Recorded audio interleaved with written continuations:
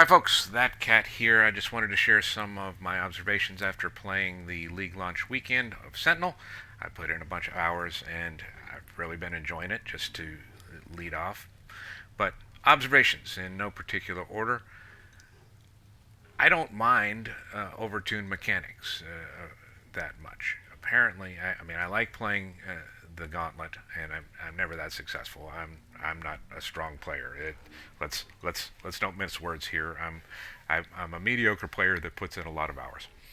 So it doesn't bother me when content's a little tougher. Apparently, there was some uproar, and there were a couple of nerfs on the power of the rares and even the blue mobs in Sentinel. First, after about 12 hours of after launch, we saw a detune of the life and damage bonuses, and then I'm not sure 8 or 12 hours later, there was a nerf to the baseline number of modifiers that the yellow, the magic mobs, or rather the rare mobs, would get. It went from a baseline of 2 to a baseline of 1, and it can be more, but that helps to prevent the likelihood of extra powerful combinations of modifiers.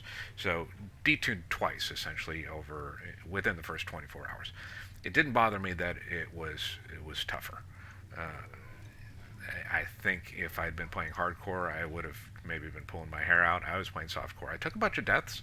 I'm not going to act as though I didn't, and it was occasionally frustrating, but that actually didn't diminish my enjoyment of the game. It did slow down my pace, which I'll get into but at the next point. But while I'm on this point of overtuned mechanics, hey, let's release hard mode. We've been teasing this for close to a year now, and it sounds as though it's ready to go in the can. We can flip a switch and make this happen. Let's make this happen because I really would like to play this as a mid league possibility.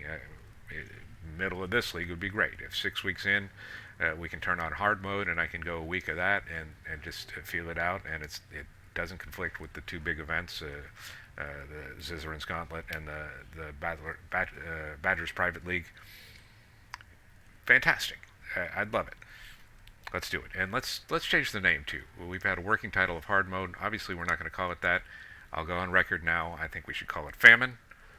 The idea is stuff just doesn't drop. There's not an abundance like there is, and we can correlate that to food. When there's not an abundance of food, it's a famine, or when there's very little available, you're just on a starvation diet. Let's call it famine. Let's make it happen. Let's play it. I'm looking forward to it. So, next point. I talked about the overtuned mechanics, overtuned, relative to what they are now after the nerfs. I'm not a fast player. I really tried to work on my speed. I did an Act 10 run in about 6.5 hours in practice leading up to this league, and by the time I did it in the league, it took me about 8 hours. Speed running is not my forte, even when I kind of try to focus on that, and that even becomes more amplified as I get into the middle game and start mapping, because I spend time in my hideout. You see it here. I like my hideout. It's fine. It's well organized. It's the way I want it. But I'm going back to my stash every map. I'm dropping off loot. I'm figuring out what map I want to run next. I don't get in a mode of quick. Let's run these maps, and I probably should. Another problem that I think it would be easier for me to overcome, because I enjoy playing the game that way. Don't get me wrong.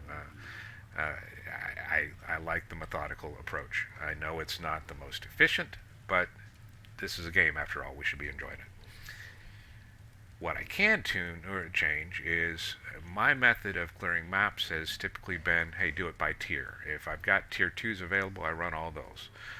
Or until I clear them, not all the maps, but all the uncleared maps, and I try to clear the atlas that way, and then I'll move on to tier 3s and so on. What I should probably be doing, and I know some other players do this, is run the highest tier that I have available. If I drop a tier 3 and a tier 1 map, don't bother with the tier 2s. Don't bother filling out my tier 1s. Run that tier 3 and see where we can go. See if my character's ready for it. Clear that one. And you might get a tier 5 out of that and just really ramp up your progression. I I typically don't do that. Next league, I'm going to try to do it. And in fact, even on a reset like a Gauntlet or a BPL, I'll try to do it that way. So we'll put that into action. That's me. I'm a slow player, and I don't really mind, except I kind of do because I'd like to be competitive in the economy. Okay, next point. I really like cycling maps in and out. Just a simple thing. A few maps I noticed just seemed fresh when they came back in. Necropolis I hadn't seen for a while. Terrace, Foundry. Uh, it was cool to see them again, and they were familiar, but not recently. So as the map pool grows, and I expect it will, particularly with uh, PoE 2 coming out in who knows when, a year and a half, 2 years, 8 years, whenever. I expect to see new maps enter the game and a big chunk enter when that drops. I think. I'm speculating, but if we get up to 250 maps and we still have an atlas that's 100 maps high, we're going to see maps that we might not have seen for a year cycle back in, and they'll be fresh again. It'll be a cool aspect, and I like that they went to that rather than just have bloat of maps. I think it's fantastic. So, Sentinel League itself, I'm a fan. I very much like that I can tailor my risk reward so easily as hitting an F2 button, and I typically do with the F2 at the beginning of the map and the F4 for the boss. I mean, pretty simple.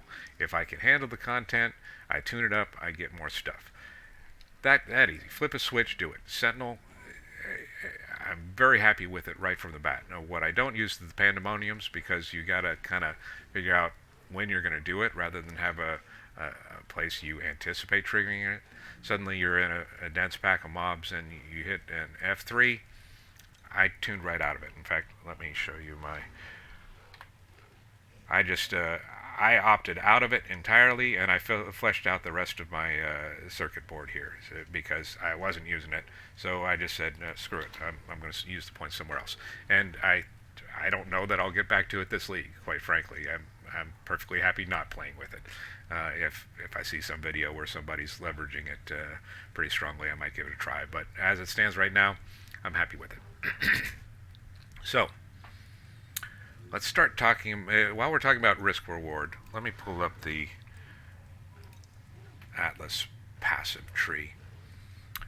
There's a couple of new keystone nodes.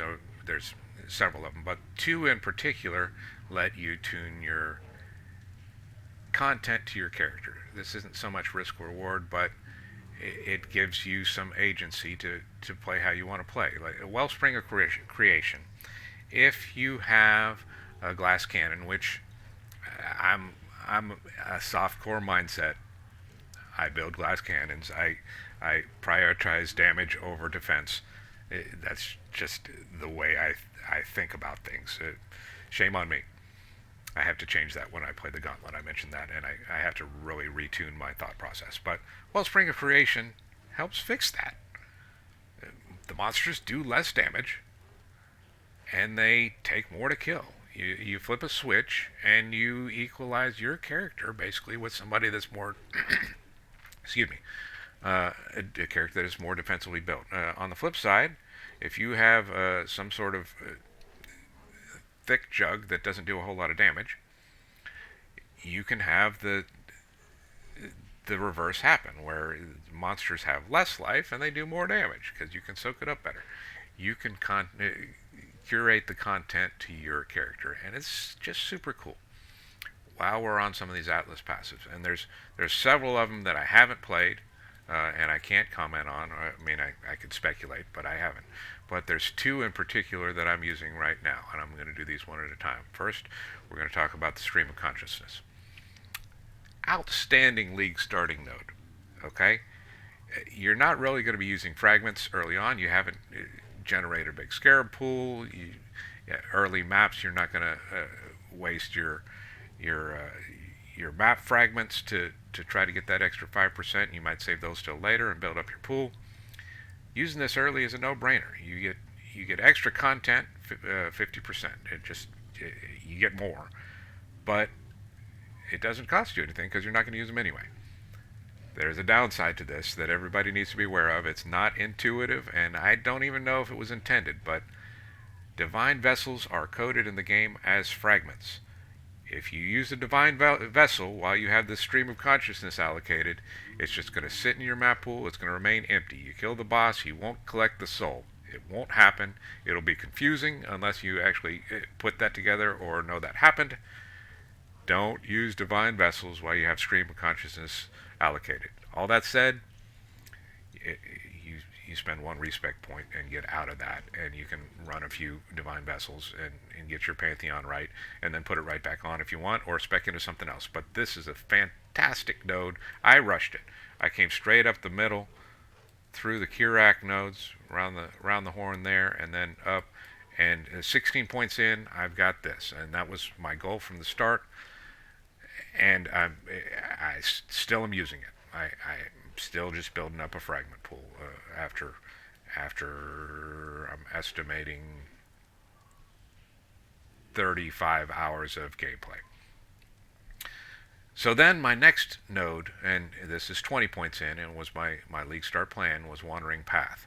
And I plan to do this just early on because I'd get this reads notable Atlas passive skills grant. Nothing, 100% increased effective small Atlas passive skills. So you're not using notables, you're using travel nodes essentially. But you get a huge value early out of this. You're getting your extra map drops. Instead of 2%, it's 4% for these. You're getting your extra Kirak missions. You're getting your maps to drop duplicated. You're getting your quantity of items found in maps, and that's just travel nodes getting here.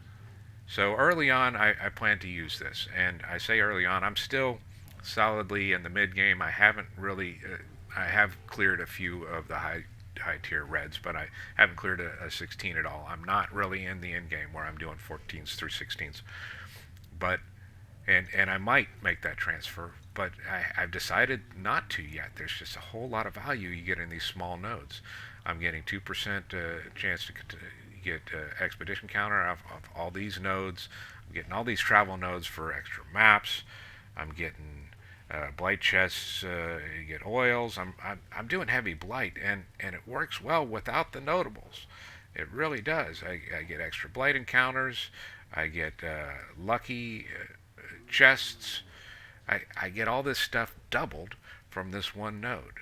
It diminishes your ability to really leverage a single league mechanic, but in terms of general play, I'm pretty happy with it, and I honestly might only spec out of it to do some specific content when I start getting into running the in-game bosses, and if I ever make a run at the Uber bosses. Obviously you have to spec.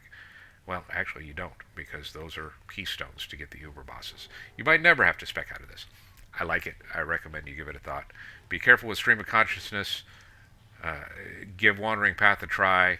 They're both fantastic early league and on into middle league. These are my observations from the opening weekend. Hope they're helpful to you. I know I rambled on for a little bit. If you'd like to see some of my thoughts in real time, I stream 6 days a week. Come on by. Like, follow, subscribe, folks. The address for my Twitch stream will be in the notes. Appreciate you watching. That cat is out. Enjoy some Sentinels, y'all.